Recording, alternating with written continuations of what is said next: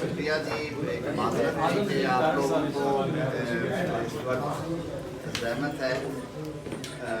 آج کل جو معاملہ چل رہا ہے ترامیم کے حوالے سے, آئینی ترامیم کے حوالے سے, آپ کو معلوم ہے کہ اس کے لیے جو اسپیکر صاحب نے اسپیشل کمیٹی کانسٹیٹیوٹ کی تھی, اس میں پارلیمان کے دونوں ایوانوں میں جتنی سیاسی جماعتیں ہیں, چاہے ان کا تعلق اپوزیشن سے ہے, چاہے وہ حکومتی اتحاد کا حصہ ہیں, ان تمام جماعتوں کے پارلیمانی لیڈران اور ان سے جو منسلک لیگل سائڈ کے بیک گراؤنڈ کے اراکین پارلیمنٹ ہیں, وہ شرکت کرتے رہے ہیں. بسا اوقات وہاں پہ 22 سے 23 اراکین بھی آئے, لیکن وہ 19 رکنی تو نوٹیفائڈ کمیٹی تھی. ہم نے اس میں کافی تھریڈ بیر باتیں کی. کچھ شروع میں ڈسکشنز تھی, پھر ایک خاکہ جو تھا ڈرافٹ کا وہ آیا. اس کے بعد پھر ہم نے مشاورت کی جب آپس میں, تو ایک ڈرافٹ کو باقاعدہ شکل دی گئی. چیئرمین پاکستان پیپلز پارٹی بلاول بھٹو زرداری صاحب نے مولانا فضل الرحمان سے اور ان کی دیگر ٹیم سے کراچی میں ایک ملاقات کی, جس کے پھر سیکنڈ ملاقات جو تھی وہ لاہور میں جاتی عمرہ میں ہوئی. تو جو کچھ تجاویز اس حوالے سے مولانا فضل الرحمان صاحب کی تھی, ان کو بھی اس ڈرافٹ کا حصہ بنایا گیا. آج جو ہمارا کابینہ کا اجلاس ہے وہ بھی اسی حوالے سے تھا. میں نے کابینہ کو جو تجاویز ہیں ان سے آگاہ کیا ہے, اور وہ تمام تھریڈ بیر جو ڈسکشن ہے اس کا خلاصہ پیش کیا ہے جو کمیٹی میں ہوئی. اور کمیٹی نے جو ایک ڈرافٹ منظور کیا تھا, اس کے سارے خط و خال کے, اس کی بیک گراؤنڈ کیا ہے اور کس طرح سے ہے, وہ ان کے سامنے رکھے. کچھ ہماری اتحادی جماعتیں جو دیگر ہیں ان کے کچھ پوائنٹ آف ویوز تھے کہ ان پہ بھی غور کیا جائے کہ آپ نے بالکل ہی ایک طرفہ جو ہے وہ ڈرافٹ تیار کر دیا ہے, باقی شکے جو ہیں وہ اس میں سے کیوں ڈراپ کی گئی, ان کے سوالوں کے جواب دیے. تو کابینہ کو پوری طرح جب یہ بریف کر دیا گیا ہے, تو آپ کو کل 2:30 بجے ٹائم لیا ہے اراکین کابینہ نے کہ وہ اپنی اوپینینز جو ہیں وہ فارم کرتے ہیں اس پہ.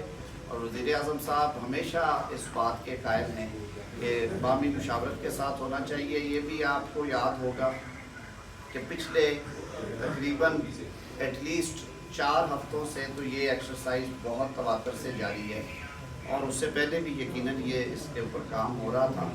تو اب جو کل والے ڈرافٹ کی شکل تھی, اس کے سینئر فیچرز تھے, اس میں کچھ چینجز ہوں گی. ان چینجز کے ساتھ کل کابینہ سے اپروول لی جائے گی.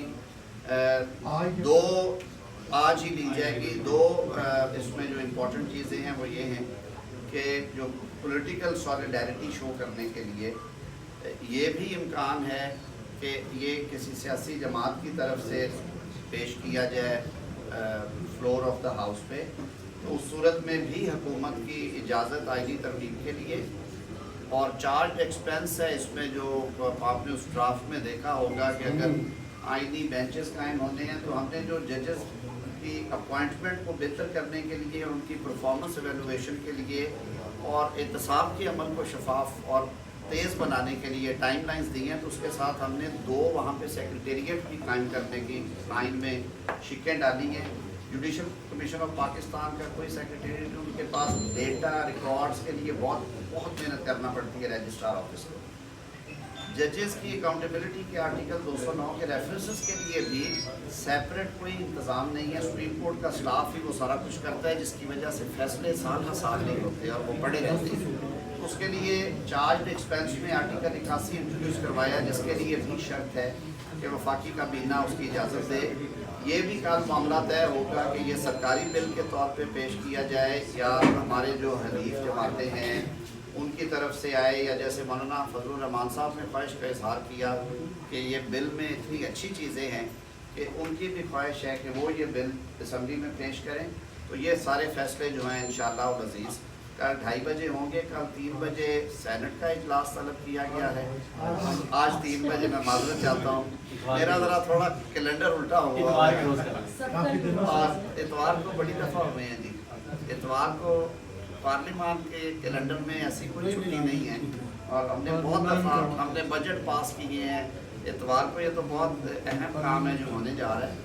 तो कल 3 बजे सेनेट ऑफ पाकिस्तान, आज 3 बजे सेनेट ऑफ पाकिस्तान और 5 बजे कौमी असम्बली जो है वो उसके इजलास जो हैं वो शेड्यूल्ड हैं। पहले हमें ये तवक्को है कि इंशाअल्लाह अज़ीज़ कल 2:30 बजे एक अच्छा खूबसूरत ड्राफ्ट जो है आज 2:30 बजे ये रहेगा, ये ऐसे ही रहेगा। चले मान लिया जी आपका कदम मुझको आज बताएं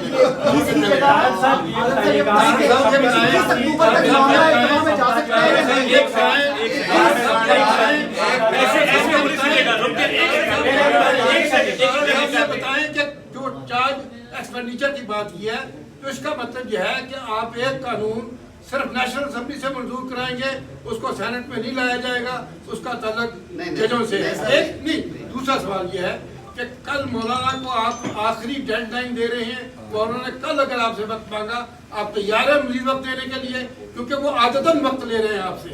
देखिए काबीना का तो ये बड़ा क्लियर व्यू था आज, और ख़ास तौर पे जो हमारी इत्तेहादी जमातें हैं उन्होंने भी कहा है कि अब ये मामला जो है इसको हर सूरत में समेटना है।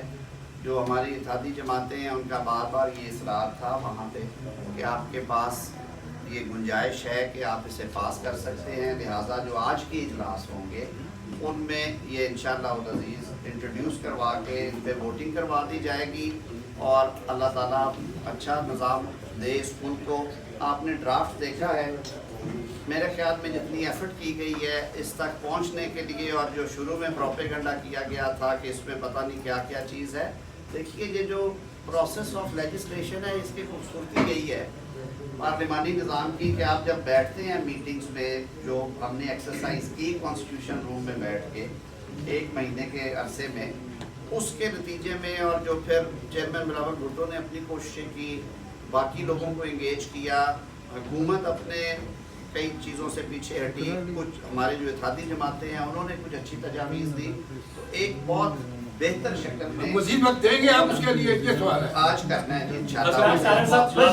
मैंने कहा कि 21 अक्टूबर तक मामला तो नहीं जाएगा कि नहीं, और ये भी खदशात का इज़हार किया जा रहा है कि जुडिशल एक्टिविज्म जो है उसका सामना शायद हुकूमत को करना पड़ जाए। अल्लाह मालिक के पहले भी बड़ी हुकूमतों ने किया है, हुकूमत और सही, सर ये एक और सही, और ये आज इंशाअल्लाह अज़ीज़ सर ये फरमाइएगा कि नए चीफ जस्टिस साहब का तकर्रुर आपकी आईनी तरमीम के बाद होगा या इसके अलावा हो सकता है? आज अगर ये आईनी तरमीम मंजूर हो जाती है तो जो तरीक़ाकार इसमें होगा, हम पार्लिमान के पाबंद हैं, हुकूमती नुमाइंदे होने के हवाले से, फिर आईनी तरमीम के मुताबिक होगा। अगर 25 अक्टूबर को मौजूदा तरीक़ेकार हुआ तो उसके मुताबिक होगा, इसमें कोई इल्हाम नहीं होना चाहिए। बहुत हो गई है तो सब मेरी तस्दीक